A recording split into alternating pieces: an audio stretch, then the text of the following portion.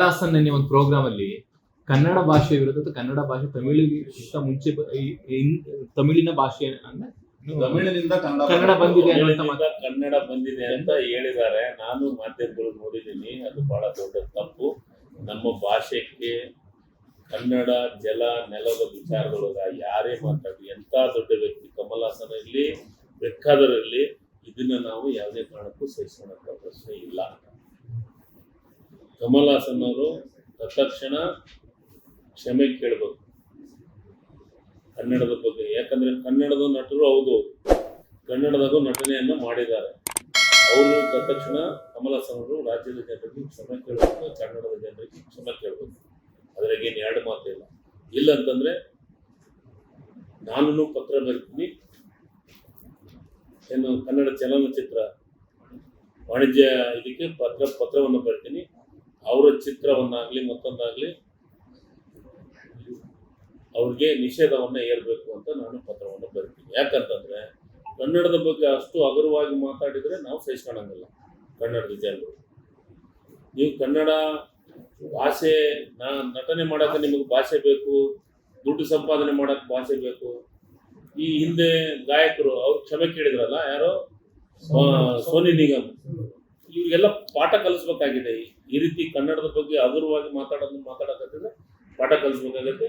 ತತ್ಕ್ಷಣ ಅವ್ರು ಕ್ಷಮೆ ಕೇಳಬೇಕು. ಕ್ಷಮೆ ಕೇಳಿಲ್ಲ ಅಂದ್ರೆ ನಾನು ಕನ್ನಡದ ಚಲನಚಿತ್ರ ವಾಣಿಜ್ಯ ಉದ್ಯೋಗ ಇದಕ್ಕೆ ನಾನು ಪತ್ರವನ್ನು ಬರೀತೀನಿ. ಆಡಿಯೋ ರಿಲೀಸ್ ಆಗಿದೆ, ನಿನ್ನೆ ಆಡಿಯೋ ರಿಲೀಸ್ ಕಾರ್ಯಕ್ರಮದಲ್ಲಿ ಅವ್ರು ಆಗಿತ್ತು. ಈಗ ಅವರು ಒಂದು ಫಿಲಮ್ನು ಸಹ ಈಗ ರಿಲೀಸ್ ಆಗ್ತಾ ಇದೆ.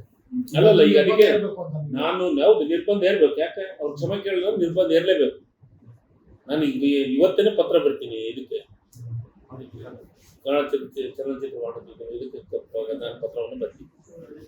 ಕನ್ನಡ ಸಂಘಟನೆಗಳು ಅದನ್ನ ಹೇಳ್ತಾವೆ, ಅವ್ರು ಸಹ ಈಗಾಗಲೇ ನಿರ್ಬಂಧ ಇರಲೇಬೇಕು. ಇವ್ರಿಗೆ ಇದೇ ರೀತಿ ಯಾವುದೇ ಚಲನಚಿತ್ರ ನಟರಿರ್ಲಿ, ಯಾರೇ ದೊಡ್ಡವರಿರ್ಲಿ, ಎಷ್ಟೇ ದೊಡ್ಡವರು, ಕನ್ನಡದ ವಿಚಾರದೊಳಗೆ ಕನ್ನಡದ ಭಾಷೆ ವಿಚಾರದೊಳಗೆ ಯಾರೇ ಕ್ರಮವನ್ನು ವಹಿಸಬೇಕು. ಸರ್, ಈಗ ಕನ್ನಡದ ನಟರು ಶಿವರಾಜ್ ಕುಮಾರ್ ಕೂಡ ಜೊತೆಲೇ ಇದ್ರು. ಜೊತೆಗಿರುವಂತ ಸಂದರ್ಭದಲ್ಲೇ ಹೇಳಿಕೆ ಕೊಟ್ಟಿರ್ತಕ್ಕಂಥ ಅವ್ರ ಒಂದು ಖಂಡನೆ ಕೂಡ ಮಾಡುವಂತದ್ದನ್ನ ಮಾಡಿಲ್ಲ.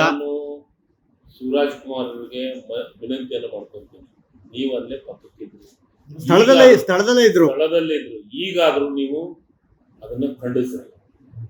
ಯಾಕಂದ್ರೆ ಶಿವರಾಜ್ ಕುಮಾರ್ ಅವ್ರಿಗೂ ಅವರ ಫ್ಯಾಮಿಲಿಗೂ ಕನ್ನಡ ಎಲ್ಲಾ ಕೊಡುಗೆಯನ್ನು ಕೊಟ್ಟಿದ್ದಾರೆ. ಕನ್ನಡಕ್ಕಾಗಿ ಅವ್ರ ತಂದೆಯವರು ಬಹಳಷ್ಟು ಸಾಕಷ್ಟು ಕೊಡುಗೆಗಳನ್ನು ಕೊಟ್ಟಿದ್ದಾರೆ. ಡಾಕ್ಟರ್ ರಾಜ್ಕುಮಾರ್ ಅವರು ಅವ್ರ ಮಗನಾಗಿ ಆ ಟೈಮ್ದೊಳಗೆ ಖಂಡಿಸ್ಬೇಕಾಗಿತ್ತು, ಇಲ್ಲ ಹೊರಗಡೆ ಖಂಡಿಸ್ಬೇಕಾಗಿತ್ತು. ತತ್ಕ್ಷಣ ಹಿರಿಯ ಚಿತ್ರನಟರು ಶಿವರಾಜ್ ಕುಮಾರ್ ಅವ್ರ ಬಗ್ಗೆ ನಮಗೂ ಬಹಳ ಅಪಾರ ಗೌರವ ಇಟ್ಕೊಂಡಿದ್ದೀವಿ. ಅವರು ಕಮಲ್ ಹಾಸನ್ ಹೇಳಿಕೆಯನ್ನು ಖಂಡಿಸ್ಬೇಕು ಅಂತ ಅವರು ಮನವಿ ಮಾಡಬೇಕು. ಲೇಟೆಸ್ಟ್ ಹಾಗೂ ಇಂಟ್ರೆಸ್ಟಿಂಗ್ ಸುದ್ದಿಗಳಿಗಾಗಿ ಬಾಸ್ ಟಿವಿ ಕನ್ನಡ ಚಾನೆಲ್ನ ಸಬ್ಸ್ಕ್ರೈಬ್ ಮಾಡಿ. ಹಾಗೆಯೇ ಬೆಲ್ ಐಕಾನ್ ಪ್ರೆಸ್ ಮಾಡಿ. ಇದರ ಜೊತೆಗೆ ಫೇಸ್ಬುಕ್, ಇನ್ಸ್ಟಾಗ್ರಾಮ್, ಎಕ್ಸ್ನಲ್ಲೂ ಮಿಸ್ ಮಾಡದೆ ಫಾಲೋ ಮಾಡಿ.